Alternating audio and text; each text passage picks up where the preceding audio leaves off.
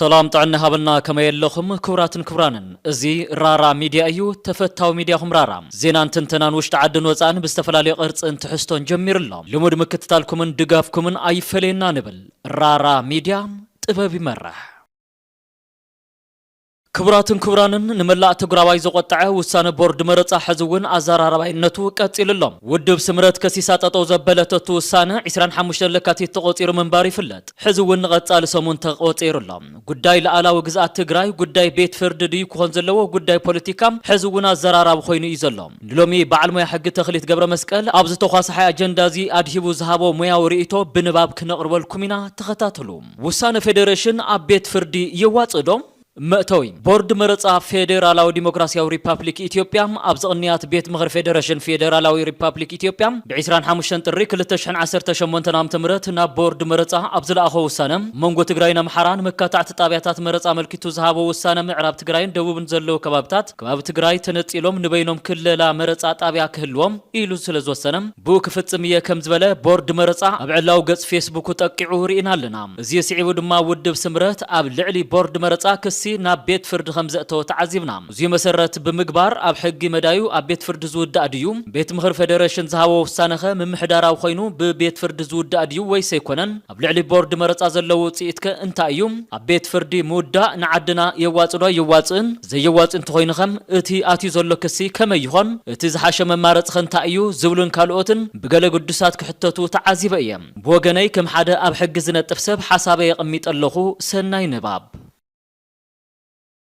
حدم تግራይ ዘይተወከለትሉ ዘይኮነትሉ ቤት ምኽሪ ፌደሬሽን ዝውሰን ውሳነ ትግዛዶም بحق انتخينو ملسو اوئيو مغنياتو افلمات فيدريشن بتحق منغستي انت مسرت انتلوم ابحاد كلل كونستيتيشنال ديس اوردر غاط يميلو ات فيدريشن انتعمن نتخلل افت فيدريشن زوكلو غزياو محدرام مالت انترم ادمنستريشن كطايش تسمع معانيان كلتام بيت مخر فيدريشن زهابو وسانم محداراو ديو ناي موداتا وسانم سلطان بيت مخر فيدريشن مسرتو اب حق منغست عنقص سوسان حدن سوسان كلتنلوم زوم سلطانات غفحتن زرزر ነገር زيبلو من ስለዝኾኑ ዝም ሓደሩሉ أواج اللهم أواج شحن كل تميتن سوسان حدن إزبار كل تشحن 10 زبهال إذا أواج انترام شمون تعبيت مسارتها وكفالات اللوام سلطانة تكال انتاين كمين يسرحو نزبل كغمت اتم عبيت سرعات استغمت اللهم كم تكال يسرحو يوم منغو كللات زقات مفلالاي كاب عنقت 33 كساب عنقت 40 كلتن زرزر من قد تقميتو زفت حلو قبابيوم اتخالق موسانا زتت حزن حزي مكاتعو خوين زلو مسمكلال طابيا مرصام اب عنقت سوسان كلتن أواج شحن كلتا ميتن سوسان حدن إزبار كلتا شحن 10 إز تقمت أيوم إزيون سرعة اللو أيوم كللا مرت أطابيا كما يكالل بمسارة حق منغستي فيدرالاو ديمقراطياو ريبابليك إثيوبيا ميتن سلستن حمشتن بمسار سلطانن تكبارن مرت بورد نموسان زوص أواج شحن حدا ميتن 33 أزبار كلتا شحن 10 حدن عنقص شوعة إزبار 6 بورد مرت صنعت غيرو وسان حسب كللا مرت أطابيا تقرب بمسارة أواج مرجع سنة مقبار مزغبان قصري شحن حدا ميتن سوسان كلتن أزبار كلتشن 10 حدن عنقص 13 أزبار حدن هم مسرت دنبر كللات كنك كم زيبلو يدنقق كللا مرصا طابيا صنعت تغيرو وسان حساب مرصا بورد بتوم العليله غليص يزلخو سرعات نا بيت مخر فيدريشن مساقربم بيت مخر فيدريشن بمسرت حق منغستن بمسرت اواج قطري شحن كلتميسان حدن عنقص 4 أزبار 9 بيت مخر فيدريشن وسان كللا طابيا مرصا يوسن بيت مخر فيدريشن كللا طابيا مرصا توسن بمسرت السلطان زهابو اواج قطري شحن كلتميسان حدن أزبار كل تشحن 10 عنقص سوسان كلتن كاب حادك ساب 3 4 نجارات كمال اللوام حدم وسان حساب بمرصا بورد كقرب اللوام مرصا بورد ابزحلفو سمونا زكاللو ناب تግራይ نيروم كلتم وسان حساب بمرصا بورد تقرب زياو حدنت كللات كم زينك كرغاغص ግዴታ اللوام ناي مرصا بورد فلوطيوم زنخه اينبرن سلستم قدم مرصا مكيادو قدم حد عمت كوسن اللوام حزي قدم وارحي توسينو زلوم 4 بيت مخري كوسان حساب مرصا بورد كفل زغل اب حنت ነገር ጥራዩ ንሱውን ግዝአታው ሓድነት ክልላት ከይነኸም ናይ ተመጣጣነ ድምጺ ዝወሃበሉ ምዃኑን ዘይምዃኑን ነጻሪው ክውስን ከም ዘለዎ እዩ እዚ ማለት ውሳነ ቤት ምኽሪ ፌደሬሽን ይኹን መረጻ ቦርድ ፌደራላዊ ዲሞክራሲያዊ ሪፓብሊክ ኢትዮጵያ ካብ ስርዓት ወጻኢ እዩ ሓደ ባዕሎት ቤት ምኽሪ ተኣኪቡ ዝወሰነ ኣይኮነን ክልተ ካብ ውሳነ ሓሳብ ቦርድ መረጻ ወጻኢ እዩ ሰለስተም ካብ ግዜ አንጻር ኣዋዋርሕ ዝተወሰነ እዩ ኣርባዕተ ካብ ሓሳብ መረጻ ቦርድ ክፍለየሉ ዝኽእለሉ ምስ ድምጺ ምምጥጣን ጥራይ ምዃኑ ተራእዩ ካብ ስርዓት ወጻኢ እዩ ሓሙሽተ መረጻ ቦርድ ሕግ ክኽበር ክገብር ብመሰረት ሕገ መንግስቲ ፌደራላዊ ዲሞክራሲያዊ ሪፐብሊክ ኢትዮጵያ አንቀጽ 13 ስለዘለዎ በቲ ስርዓት ዝኸደ እዩ ክቕበል ዝግባእ እንትኾነ ግን እዚ ሕገ መንግስታዊ ትርጉም ዘድልዮ ምግጫው ምስ ኣዋጅ ቁጥሪ 1261 ዝባር 2013 አንቀጽ 80 ካብ 1 ክሳብ 4 ምጉናጽ ዘለዎ ምዃኑ ልብ ምባል የድሊ ፌደሬሽን ዝሃቦ ውሳነ ምምሕዳራዊ ድዩ ኣዋጅ ቁጥሪ 1261 ኣዝባር 2013 ክፍል 4 ወሰን ክልላት ክትዕንት ለዓል ይኹን ክፍል 9 ከለላ መረጻ ጣብያ ዝምልከት ኣብ ዘቀርበሉ ዝህቦም ጉዳያት ምዃኖም ኣብ በብኸባቢ ክፍል ዝተቐመጡ ንኣብነት ክፍል 9 አንቀጽ 62 ከለላ መረጻ ክበብ መረጻ ቦርድ ውሳነ ሓሳብ ከም ዝቕበል ብግልጺ የቐምጥ እዩ ኣብ አንቀጽ 80 ኣዝባር 1 ኣብ ዘቀርበሉ ዝህቦም ውሳነ ዝብል ሓረግ ዘሕልፎ መልእኽቲ ካልእ ኣካል ዘቀርቦም ሕቶታት ንምባል ስለ ዝኾኑ ኣብ ዘቀርበሉ ዝህቦም ድማ ናይ መወዳእታ ውሳነ ዝህበሎም ምዃኖም ኣብ ኣዋጅ ቁጥሪ 1261 እዝባር 2013 አንቀጽ 80 ኣዝባር 1 ተቐሚጡ እዩ ስለዚ እቲ ዝሃቦ ውሳነ ናይ መወዳእታ ውሳነ ኣብ ዝወሃበሎም ዛዕባ ከለላ መረጻ ጣብያ ምዃኑ መሓዝ የድሊ ሰለስተ ብውሳነ ቤት ምኽሪ ፌደሬሽን ይኹን ቦርድ መረጻ ዝተበደለ ናበይ ይኸድ ቤት ምኽሪ ፌደሬሽን ክህቦ ዝኽእል ውሳነ ስርዓት ዝተቐመጠሎምን ስርዓት ዘይብሎምን እዮም እዚ ማለት እቲ ፌደሬሽን ብቐንዱ ሰለስተ ኣካላት ዘለዎ እዩ እቲ ፌደሬሽን ባዕሉ ሕገ መንግስቲ ትርጉም ዘጻሪ ኣፈ ጉባኤን እዮም ብወገነይ ብዛዕባ ሕገ መንግስቲ ትርጉም ኣብቲ ነቲ ትካል ስልጣን ዝሃቦም ብኤችፒአር ዝወፀ ኣዋጅ 1261 እዝባር 2013 አንቀጽ 67 ዘለው ስልጣን እቲ ኣፈ ጉባኤ ይኹኑ ኣብ ካልኦት ኣብቲ ኣዋጅ ተቐመጡ 8 ክፋላት ስልጣን ዝተዋሃበ ውሳነ ብይግበአኒ ናብ ላዕለዋይ ቤት ፍርዲ ፌደራል ክኸውዱ ይኽእሉ እዮም ይብል እዚ ናይ ውልቀ ቅዋመ እዩ ንዚ ቅዋመ ዝጻረር ኣብ ኣዋጅ ቁጥሪ 1183 እዝባር 2012 አንቀጽ 80 ብግልጽ ተቐሚጡ እዩ ውሳነ ቤት ምኽሪ ፌደሬሽን ናይ መወዳእታ ምዃኑ አንቀጽ 80 እዝባር 1 ይቕመጥ ኣብ አንቀጽ 80 ቁጥሪ 4 ናይቲ ኣዋጅ ድማ ናቱ ዝኾነ ይኹን ውሳነ ዝኾነ ኣካል ናይ ምፍጻም ግዴታ ከም ዘለዎ ይቕመጥ ስሕተት እንተልይዎውን ክሳብ ብባዕሉ ዝስተኻኸል ይብል አንቀጽ 80 እዝባር 3 ድማ ንምምሕዳራዊ ውሳነታት ዝምልከት ብቤት ምኽሪ ተወከልቲ ዝወፅ ኣዋጅ ቁጥሪ 1183 እዝባር 2012 ድማ ኣብ ምምሕዳራዊ ውሳነታት ኣብ ዝወሃቡ ውሳነታት ስልጣን ኣብያተ ፍርዲ ዘቐመጠ እንትኸውን ቤት ምኽሪ ፌደሬሽን ኣብ ምምሕዳር ኣካል ከም ዘይካተተም አንቀጽ 2 እዝባር 1 ይቕመጥ ናተይ ሓሳብ ዝስረት ግና ሕገ መንግስቲ ፌደራሊ ንኣብያተ ፍርዲ ቤት ምኽሪ ተወከልቲ ህዝቢ ዘውፅኦ ሕግታት ፌደራል ናይ ምትርጓም ስልጣን ሂቡ እዩ እዚ ብዝኾነ ኣዋጅ ምምንጣል ኣይከኣልን ሕገ መንግስቲ ሕገ መንግስታዊ ጉዳይ ጥራይ እዩ ፌደሬሽን ናይ መወዳእታ ተርጓሙ ገይሩ ኣቕሚጥዎም ካብ ዝወፃኢ ካብ ሕገ መንግስቲ ወፃኢ እዩ ፌደራል ሰበር እውን ነዚ ትርጉም ሂውሉ እዩ እንተኾነ ግና ነዚ ምግጫው ዝትርጉም ባዕሉ ተመሊሱ ስለ ዝኾነ ኣብ ሕገ መንግስታዊ ትርጉም ድማ ናይ መወዳእታ ስለ ዝኾነ ማይ ምዕማኹ እዩ ውሳነ መረጻ ቦርድ ኣብቲ ኣዋጅ 1162 እዝባር 2011 ካብ አንቀጽ 151 ጀሚሩ ዘለው ክትዓት ናብ ቤት ፍርዲ ከም ዝኸዱ ክድንግግ ይኽእል እዩ ስልጣንን ምግባርን ምውሳን ዝወፃ ኣዋጅ ቁጥሪ 1133 እዝባር 2011 አንቀጽ 17 ውሳነ ስራሕ ኣመራርሓ ቦርድ መረጻ ዝህቦም ናይ መወዳእታ ምምሕዳራዊ ውሳነ ናብ ላዕለዋይ ቤት ፍርዲ ማለት ፌደራል ሃይ ኮርት ጉዳያት ድምጽ ድማ ናብ ጠቕላላ ቤት ፍርዲ ፌደራል ቢግባይ ክቐርብ ከም ዝኽእል ይድንግግ ብተወሳኺ እቲ ቦርድ በመራርሓ ስራሕ ቦርድ ዝምራሕ ኮይኑ ስልጣን እቲ ቦርድ ዝሓዘ ምዃኑ አንቀጽ 8 ዝደንገገ እዩ ሓደ ስልጣኑ ድማ ኣብ አንቀጽ 7 እዝባር 6 ዝተቐመጠ ክልላ መረጻ ጣብያ ዝምልከት ውሳነ ሓሳብ ናብ ቤት ምኽሪ ፌደሬሽን ምቕራብ እዩ እንተኾነ ግና ናብ ቤት ፍርዲ ኣብ አንቀጽ 17 ናብ ቤት ፍርዲ ዝኸይድ ናይ መወዳእታ ውሳነ ኣብ ዝወሃበሎም ጉዳያት ጥራይ ምዃኑ ይቕመጥ ቦርድ መረጻ ኣብ ክልላ መረጻ ጣብያ ናይ መወዳእታ ውሳነ ዝህበሉ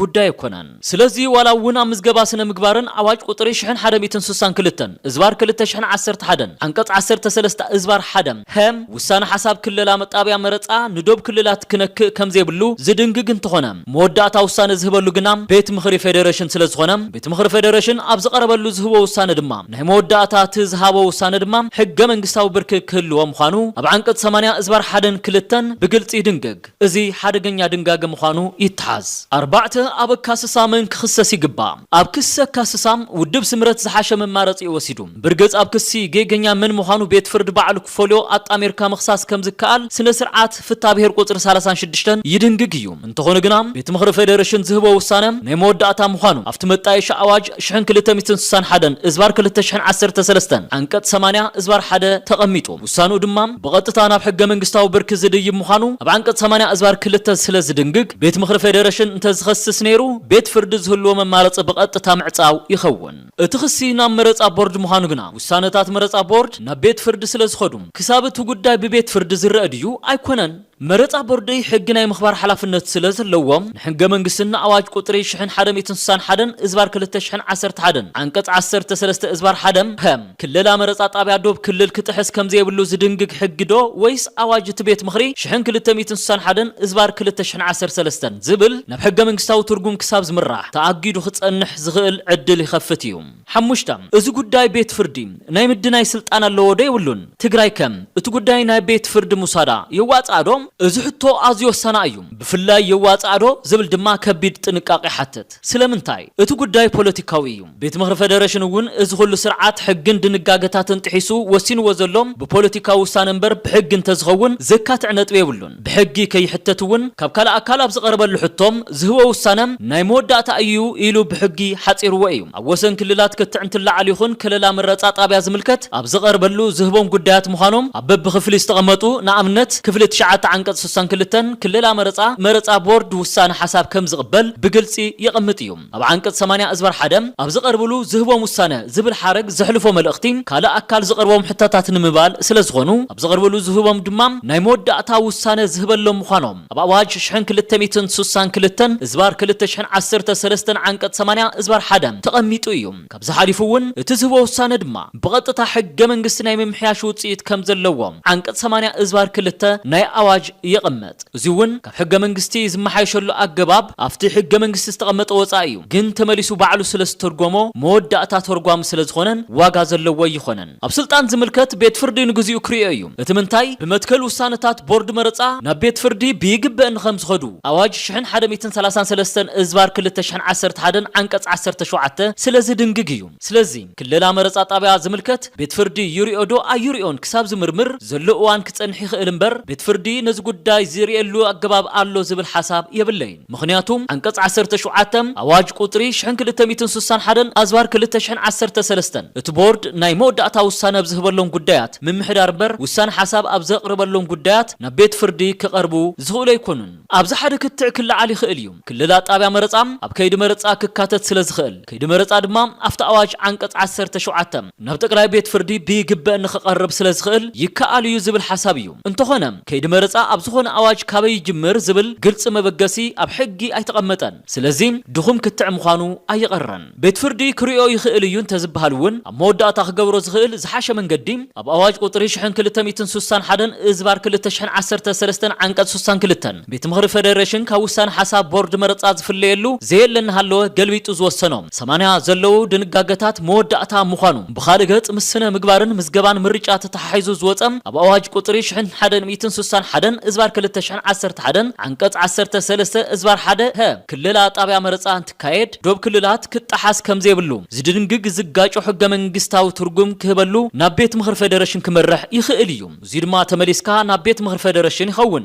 تግራይ የዋጻዶ بفጹም እብል እቱ ጉዳይ ናቤት ምክር ፌደሬሽን ፖለቲካው ውሳነ ስለዝኾነ ብሕጊ ማለት ብቤት ፍርዲ ብዙኾነ ይኹን መንገዲ ካብ ተጋሩ ብዝኸይድ ክትዕ ክውሰን የብሉን እብል ሽድሽተም ኣብ ጉዳይ ትግራይ ከሳስን ተኸሳስን መን እዩ ትግራይ ዝውክላ መንግስቲ እዩ ሕዝብ ዘሎ ግዚያዊ ምምሕዳር ትግራይ እዩ እንተኾነ ግን ዝኾነ ቅቡልነት ዘለዎ ናይ ዕብይ ዝበለ ፖለቲካዊ ሲቪል ይኹን ሲቪክ ትካል ናቤት ፍርዲ ወሲዱን ተወሲንዎም ኣብ ፖለቲካዊ ድርድር ተጋሩ ቀጻሊ ይኹን ናይ ሕዚ ፖለቲካ ዓብይ ኣሉታዊ ጽልባ ኣለዎም ሸውዓተ ካፍቲ ሕዚ ዝኣተወ ክሲ ከመይ ንውፃ ውድብ ስምረት ነዚ ጽሑፍን ትበሃል ሓደ ካፍቶም ዓበይቲ ተጻወቲ ፖለቲካ ትግራይ ጌርና ንቁፀሮም ኣብ ዝቕንያት ምስ ክልል ጣብያ መረፃ ብዝተተሓሓዘ ንቦርድ መረፃ ኣብ ላዕለዋይ ቤት ፍርዲ ፌደራል ክስ ኣቕሪቡ ኢና ሪኢና እቲ ክሲ ቤት ፍርዲ ስልጣነ እዩ በሎ ኣይበሎ ብዘየግድስ ቤት ፍርዲ ክሳብ መወዳእታ ውሳነ ክህበሉ ምጽባይ ግና ኣሉታዊ ጽልዋ ክህልዎ እዩ ስለምንታይ ሓደ ናብ ቢሮክራሲ የውርዶም ክልተ ቤት ፍርዲ ኣብ ፍረ ነገር ኣትዩ ክውስነ ይኽእልን ቤት ፍርዲ ሃጥ እንተበለም ኣብ ከይዱ እዩ ዝርኦም ኣብ ስነ ስርዓት እቲ ኣወሳስና ዝህቦ ውሳነ ከይህሉ ድማ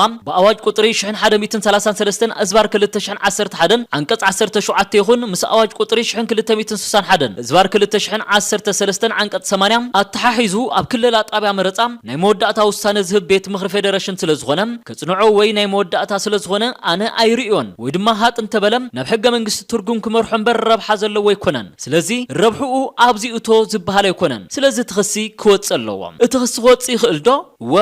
اتغسي زقبا كسبي ترخيبلو يوم حزي سلمقراط كسك حسبلوم بخمي حدا بخس مقدافيوم عفتا بهر قدات حدا خسي سلا زخسسكا بوغيركا قصل زبهاللو اغباب يلن اب تخصاصين تزي قريبو بزي قربلونا تسمعك خيد كم زخل فتا بهر سرنا سرعات حق اثيوبيا اب قطر 7 ازبارها يقمط يوم كساس غنام اب زدليو اوان قريو مزغب كعصي خيل يوم كلتام بخسم العاليوم زي افتا بهر سرنا سرعات حق قطري 278 بفقاد وي بزي فقاد موصا كم زكال يدنغغيوم سلازي بزي منغدون موصا يكاليوم شمونتم زحاشه ممارصي انتايوم بيت مخر فدريشن بتوكلت حزب زوصا اواج قطري 1162 ازبار 2011 عنقص 13 ازبار حدم هم كللا مرصا طابيا دوب كللات كطحس كم زيبلو زدنغغ يخون بورد مرصا قريب وزنبره وسانه حساب ابنتي اواج قطري 1261 ازبار 2013 عنقص 62 تقمطم قدم حد عمت زقربلو بمحلاف إلوون كافتي قريبلو زنبره وسان حساب وصاي زخدلو اغباب اب اواج 1261 ازبار 2013 عنقص 62 ازبار 3 مس دمص ممططان طراي ستحاز خويننهالو متحاسو ازي دما اشنኳይዶ ቤት ምኽር ዝባሃል ንአባላት ፌዴሬሽን ኢትዮጵያ ዝወከለ ትካልን ትግራይ ተወከል ተብዘይ ብላ ተጠንቂቁ ኩስና ተገበአም ዝኾነ ሰብ ክፍጽሞ ዘይኽእል ግልጽ ናይ ሕግ ስሕተት ስለዝኾነም በመሰረተ አዋጅ 1261 ዝባር 2013 አንቀጽ 80 ዝባር 3 ብስተቀመጠሉ ዝወሰነ ውሳነም ናይ ምክላስ ሕጋው ተግባር ፈጽሙ ሰላም ኣብዝ ከባቢ ኣብ ምሕላው ሓላፍነት ክዋጻ ይግባ መደምደምታ በሕጊ ቤት ምኽር ፌዴሬሽን ዝህቦ ውሳነም ትግራይ ወላ ኣይትወከለሉ በተውሳነ ትግዛያ ቤት ምኽር ፌዴሬሽን ኣብ ጉዳይ ክልላ መረጻ ጣብያ ናይ መወዳእታ ውሳነ ክወስን እንተሎም በመሰረት ሕገ መንግስቲ አንቀጽ 103 ዝባር 5 አዋጅ 1261 ዝባር 2013 አንቀጽ 62 አዋጅ 1133 ዝባር 2011 አንቀጽ 7 ዝባር 6 በመሰረት አዋጅ 1161 ዝባር 2011 አንቀጽ 13 ንዑስ አንቀጽ 1 በውሳነ ሐሳብ መረጻ ቦርድ ኮይኑን ከሎም ካው በግልባጡ በሙሳኑ በግዚኡ ዘይሙሳኑ ስርዓት አልቦን ዘይሕጋው ውሳነን እዩ እንተኾነ ግናም እቲ ውሳነ ድማ ካብ ካል አካል ሕቶ ይኹን ውሳነ ሐሳብ ኣብ ዝቀርበሉ ጉዳያት ዝህቦም ውሳነታት ናይ መወዳእታ ናብ ቤት ፍርዲ ዘይቀረቡ ምዃኖም ተጠቂሙ ዝወሰኖ ዘይሕጋው ውሳነ እዩ ኣብ ውሳነታት ቦርድ መረጻም ናብ ቤት ፍርዲ ዝኸዱ ምምሕዳራዊ ይኹን ምስከይድን ውጽኢትን መረጻ ጥራይ እምበር ኣብ ክልላ መረጻ ጣብያ መወዳእታ ውሳነ ዝህብ ቤት ምኽር ፌዴሬሽን ስለዝኾነ እቲ ውሳነ ዘይሕጋው ወላ ይኹን ላዕለዋይ ቤት ፍርዲ ፌደራል ንትግራይ ዝረብሕ ነገር ክወስን ዝኽእል ኣይመስለንን ላዕለዋይ ቤት ፍርዲ ክገብሮ ዝኽእል ተመሊሱ ኣብ መንጎቶም ኣዋጃት ዘለዉ ምጉናጽ ናብ ሕገ መንግስታዊ ትርጉም ምምራሕ ስለዝኾነ ተመሊስካ ናብ ቤት ምኽር ፌዴሬሽን እዩ እቲ ናብ ክልላ መረጻ ጣብያ ዝህቦ ውሳነ ድማ ምምሕዳራዊ እንተይኮነስ ካብቶም ብመሰረት ኣዋጅ ቁጥሪ 1261 ዝባር 2013 አንቀጽ 62 ውሳነ ሐሳብ ቀሪብሎም ናይ መወዳእታ ውሳነ ዝህበሎም ተባሂሎም ብዝገርም መልክዑ ከም መወዳእታ ናይ ሕገ መንግስት ምምሕያሽን ውጽኢት ካብ ዘለዎም ጉዳያት ምዃኑ ኣብ ኣዋጅ ቁጥሪ 1261 ዝባር 2013 አንቀጽ 80 ተቀሚጡ ይርከብ እዙይ ኣብ ቦርድ መረጻ ኢትዮጵያ ኮይኑ ኣብያተ ፍርዲ ዘለዎ ውጽኢት ድማ መጋደድን ክቅየርን ክረአን ዘይኽእል ምዃኑ ኣብታ ኣዋጅ ቁጥሪ 1261 ዝባር 2013 አንቀጽ 80 ንዑስ አንቀጽ 4 ብግልጽ ይቕመጥ ስለዚ ኣብ ቤት ፍርዲ ዝወሰን ትግራይ ዝኸውን ነገር የብሉን ናብ ዝብል መደምደሚ የብጽሕና እኳ ደኣም ብሕጊ ምውዳእ ሓደገኛ ውጽኢት ኣለዎም እዙይ በቲ ሕጋዊ ወካል ተዓዲ ትግራይ ግዝያዊ ምምሕዳር ትግራይ ወላ ዝኣተወ ክስ ይኹን ብዓብይ ወይ ድማ ተፈላጠ ትካል ዝግበር ክስ ቤት ፍርዲ ኣብ ካልእ ዝሓሸ ሰላማዊ መንገዲ ናይ ባዕሉ ኣልታው ተራ ይህልዎም እዚ ብምዃኑ እቲ ክሳብ ሕዚ ዝተረኸበሉ ረብሓ ብግልባጡ ናብ ምዃኑ ስለዝጓዓዝ ብውድብ ዲሞክራሲያዊ ስምረት ትግራይ ናብ ላዕለዋይ ቤት ፍርዲ ፌደራል ኣትዩ ዝተባሃለ ክሲ ብክስ ምግዳፍ ይኹን ምልዓል ክቋረጽ ጥቡቕ ጸውዒተይ ይቐርብ መንግስቲ ፌደራል ድማ ሕጊ ናይ ምኽባር መንግስታዊ ሓላፍነት ስለዘለዎ ተራሰብ ኣንቢቡ ዝርድኦ ግልጺ ብቤት ምኽሪና ተጣሓሰ ስለዘሎ ንሞራል ታሪኽን ሕግን ክግዛእ ይግባእ ይበል ሰላም